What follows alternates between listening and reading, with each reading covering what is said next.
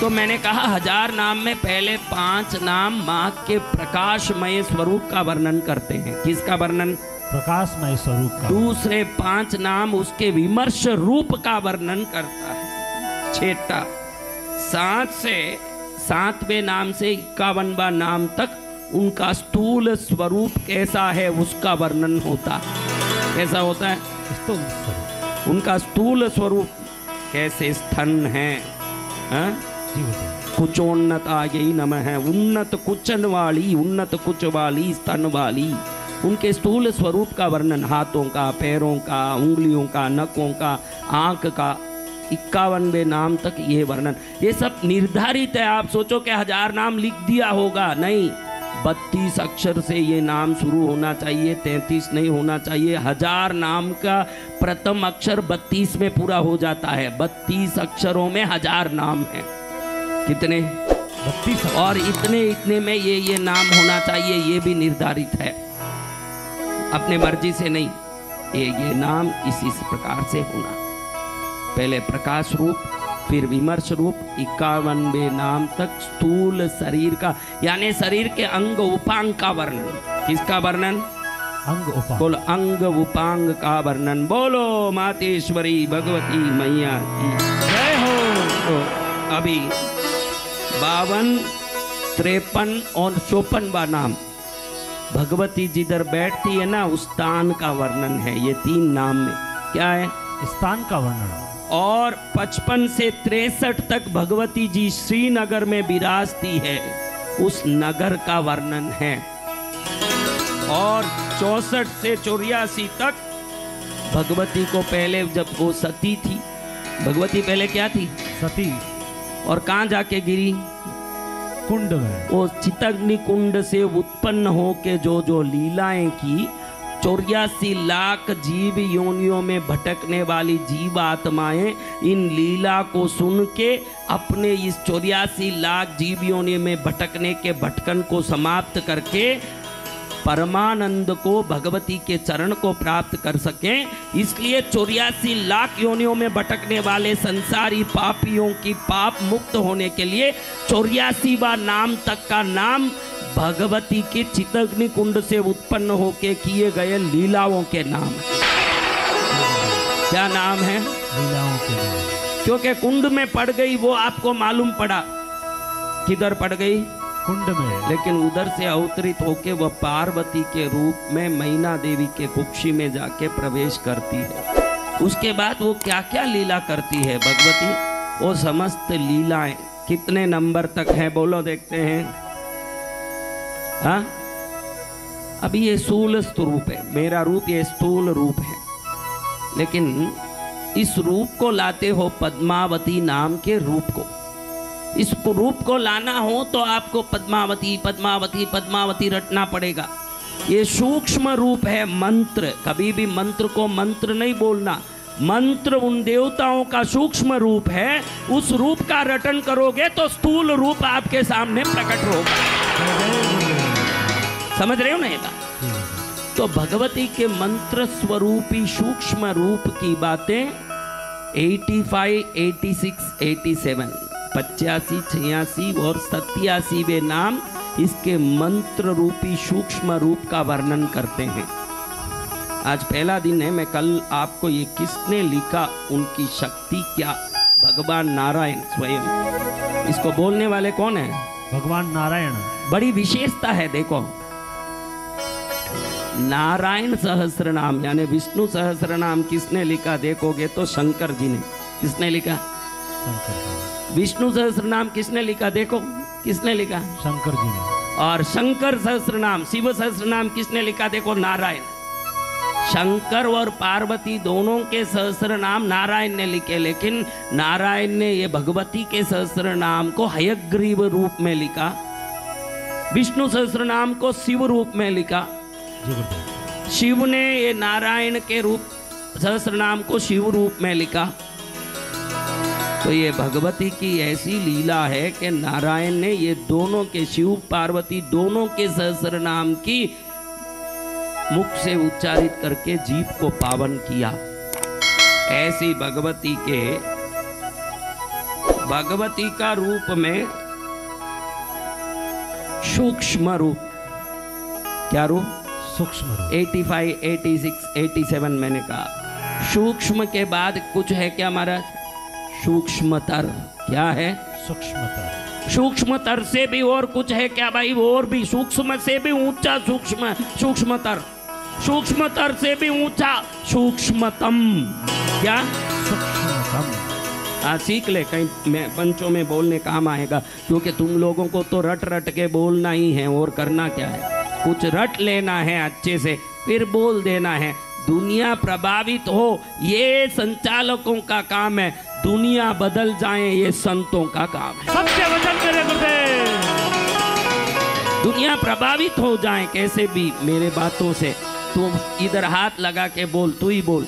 दुनिया मेरे से प्रभावित हो इसलिए तू बोलता है कि दुनिया मेरे से बदल जाए इसलिए तू बोलता है। बोल, आज से संतपना सीख।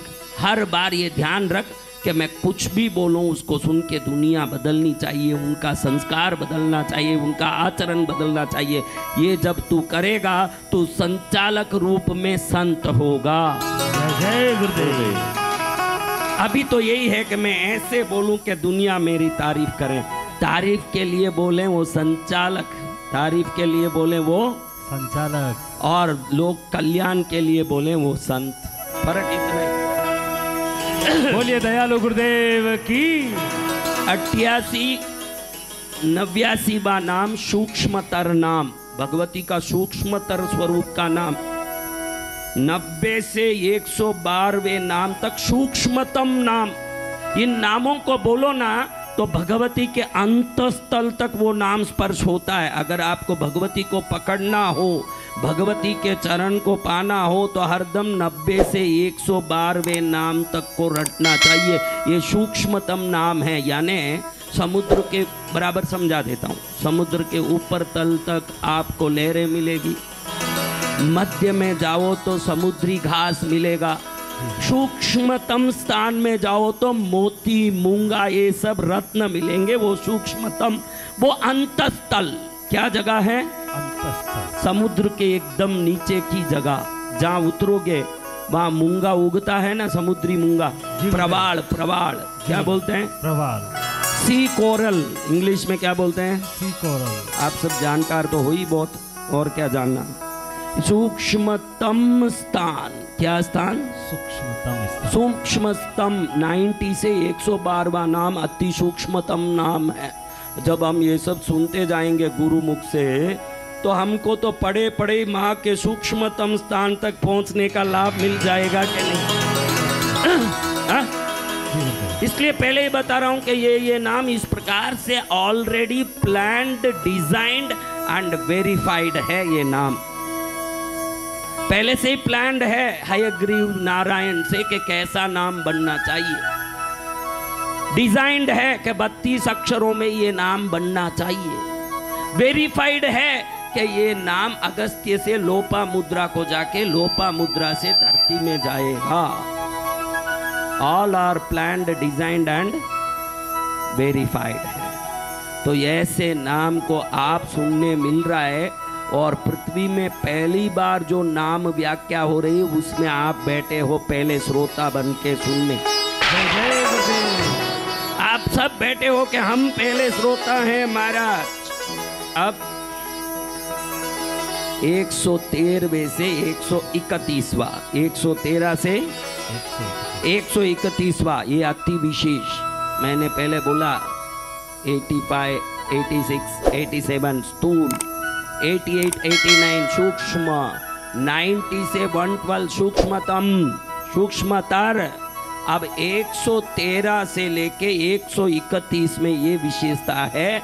उन नामों में, एक ही नामों में, हर नाम में 90, 113 से लेके 131, उन सभी नामों में स्थूल, सूक्ष्म, सूक्ष्मतर, सूक्ष्मतम पांचों गुण अंदर बसे हैं हर नाम में। तो एक एक नाम बोलो तो वो भगवती का स्थूल रूप का वंदन, सूक्ष्म रूप का वंदन, सूक्ष्मतर रूप का वंदन, सूक्ष्मतम रूप का वंदन, सूक्ष्माति सूक्ष्मतम रूप का वंदन। ये एक एक नाम। आहा माँ, ऐसे नाम वाली तेरी महिमा को हम सुनते जाएं। इस बहू का नहीं महाराज, इस कृष्णगिरी तीर्थ में हम आए, हमारे 7 पीढ़ियों के पूर्वजों का, आगे 7 पीढ़ियों के बच्चों का भविष्य सुधर गया है। जय जय गुरुदेव।